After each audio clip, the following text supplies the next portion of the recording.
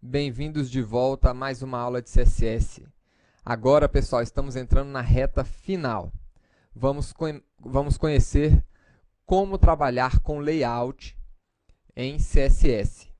Vocês já aprenderam tudo que era necessário na parte de XHTML, né? Todos os conceitos, os principais conceitos aqui de CSS.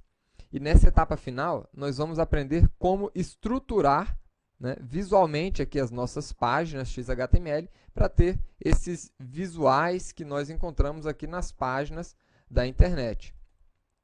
Então, para isso, pessoal, para trabalhar com a construção de layout, vai ser fundamental um sólido conhecimento das técnicas de posicionamento que nós já vimos em aulas anteriores, né, dos conhecimentos que vocês têm de XHTML. E, para iniciar essa aula, é importante saber estruturar bem o seu XHTML. Nós falamos já dos elementos em linha, elementos em bloco, de divs, de spans, e vocês se lembram da aula de XHTML onde nós estudamos sobre as divs.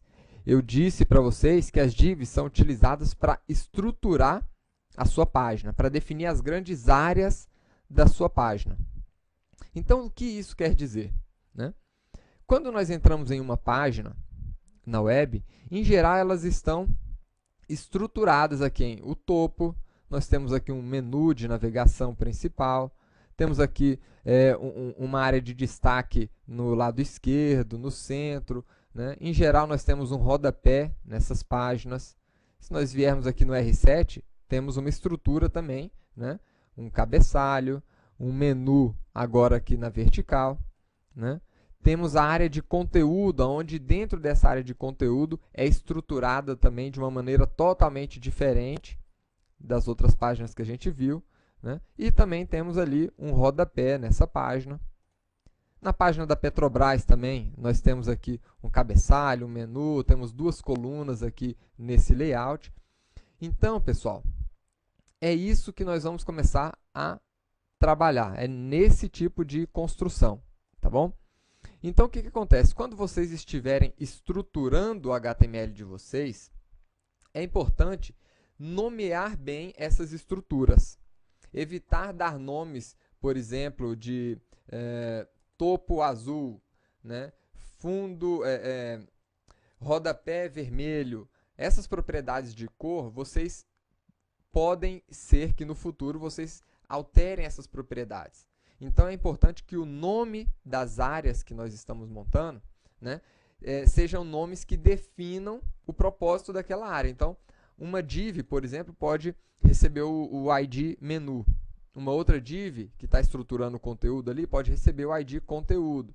Uma outra, destaque, rodapé, blogs, enfim, nomes que identifiquem as áreas que vocês estão utilizando, tá bom? Nem sempre é interessante vocês colocarem no nome, na estrutura de vocês, o posicionamento, né? É claro, se o posicionamento nunca for mudar, pode ser tranquilo para vocês definirem ali área da esquerda, área da direita, rodapé, topo, centro. Mas se essas áreas forem mudar, eventualmente uma área que está na esquerda, depois você quer mudar para uma área, reposicionar ela com o recurso de float, que a gente já aprendeu, para o lado direito, então pode ser melhor vocês colocarem, ao invés de esquerda, direita, colocar, por exemplo, menu e destaque, né? Mas isso aqui vai ficar a critério de vocês quando vocês estiverem estruturando o documento XHTML de vocês, tá bom? Aqui eu estou mostrando para vocês dois exemplos, né, de estruturação que a gente costuma ver. Quando você abre um HTML de qualquer uma dessas páginas aqui, em geral, o ID que se dá para essas estruturas, o nome que se dá para essas estruturas, ou é em português ou é em inglês, né? Nas páginas em inglês, vocês vão ver ali, em geral, uma estrutura div. Então, eu vou até abrir aqui o nosso HTML. Em geral, a gente vai ter uma estrutura div. Vou até retirar esse conteúdo. Eles, em geral, fazem assim. cria-se uma estrutura principal para receber o conteúdo da página inteira. E esse conteúdo, né, ou a gente coloca o nome ali de geral ou o nome ali de container.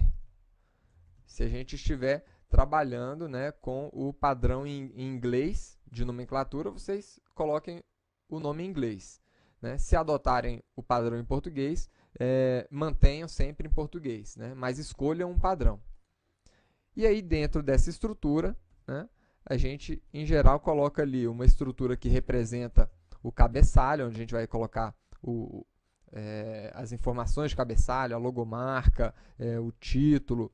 E aqui a gente também nomeia essa estrutura, né, para header, por exemplo, né, como eu estou colocando aqui para vocês. E também são criadas outras estruturas ali, né, outras divs. Uma div aí para a gente colocar a parte da esquerda, né, que poderia também ser nomeada aí de outra forma, dependendo da necessidade do projeto. Poderia ser menu, por exemplo. Né? Content aqui, de conteúdo, ou center também pode ser. E aí vai depender da estrutura que vocês estiverem adotando. Né? Outra estrutura aqui também, à direita. Enfim, primeiro passo é você estruturar o seu XHTML com as áreas que você espera que tenha no seu layout. Tá? Então, eu vou colocar aqui no meu content, por exemplo, aqueles parágrafos iniciais que a gente estava montando. Eu vou remover essa div aqui, que eu já não preciso mais dela, eu já tenho a minha div de content. Né? E dentro dessa div, eu vou colocar ali um conteúdo, né? Aqui na minha área de content. Então, é dessa forma que a gente vê os sites montarem uma estrutura inicial. E aí você vai dispor cada uma dessas áreas aqui, dessas divs, né, nos seus devidos lugares. Tá bom? E um outro detalhe. Os layouts, então nós temos aqui essa nossa estrutura. Os layouts, eles podem ser classificados segundo dois critérios. Tá? Nós temos ali o critério de número de colunas. Então, vocês viram aqui, por exemplo, né? Esse layout aqui ele tem 3 colunas principais. Né? Aqui no R7, você também pode considerar aí, 3 grandes colunas. E aí, nessa coluna do meio, também eles estruturaram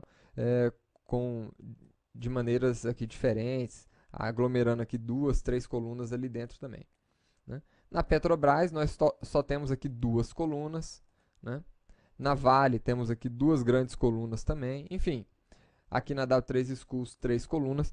Você pode ter aqui layouts com uma coluna apenas, né? Com 2, com 3, com várias colunas. Então, esse é um critério de classificação do layout. Um segundo critério é a largura da página. Então, a largura da página, ela pode ser fixa. Um exemplo, aqui a W3 Schools tem a sua largura fixa. Né? Vejam que na medida que eu aumento aqui, eu estico o meu browser, o tamanho, a largura dessa página continua a mesma. Isso aqui é uma largura fixa. Né? Nós temos larguras líquidas, né? Que são larguras onde ela varia em relação ao tamanho do meu browser. Então, a gente coloca essa medida em percentual, por exemplo, né, da largura.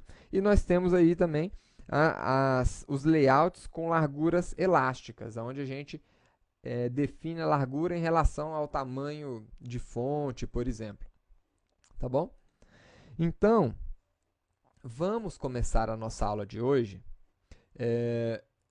Nós já estruturamos ali esse nosso HTML.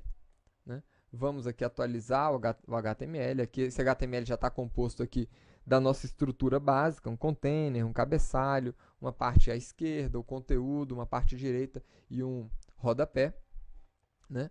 E a primeira coisa que nós vamos fazer aqui é trabalhar com a largura do nosso layout como um todo, tá? Apenas para a gente começar o nosso trabalho aqui de conhecimento. Então, eu vou criar aqui um seletor para atuar em cima daquele container que representa todo o conteúdo dentro da minha página.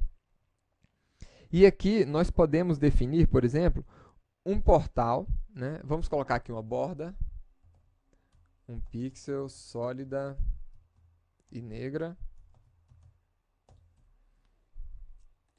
E aqui, pessoal, esse layout, como vocês podem ver, ele está, né, tá elástico aqui por enquanto. Por quê? Porque ele está atuando, esse container, como nós não definimos nenhuma propriedade, a div ela vai ocupar o espaço que ela tiver. Isso aqui é uma das regrinhas do fluxo padrão, né, o fluxo normal do browser. Mas nós podemos definir aqui, vejam o seguinte, se eu encolho muito aqui o tamanho da minha página, fica difícil a leitura. Então, eu gostaria de definir um tamanho específico para o meu container. Aliás, para a minha página inteira. Então, isso é definir uma largura fixa para o seu layout. Tá? Então, primeiro, a gente está trabalhando aqui com um layout de uma coluna. Tá? Estou trabalhando com uma coluna por enquanto, não dividi as outras colunas ainda. E eu vou trabalhar com layout de largura fixa. Como é que a gente faz isso? Com o widget, a gente define a largura fixa do meu layout. Então, eu vou definir aqui em 500 pixels. Tá? Isso aqui é a largura fixa.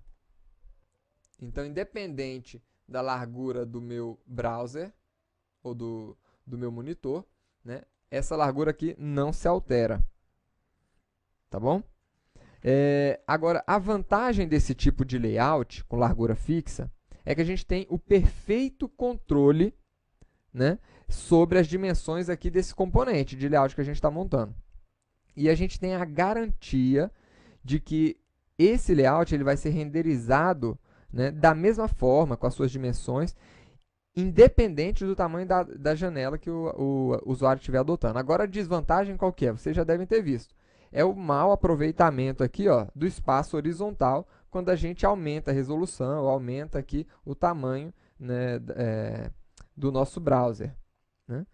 E uma outra desvantagem também que a gente tem é a criação dessa barrinha de rolagem, né, tanto nesse sentido como em outro sentido também, dependendo do tamanho da resolução do browser do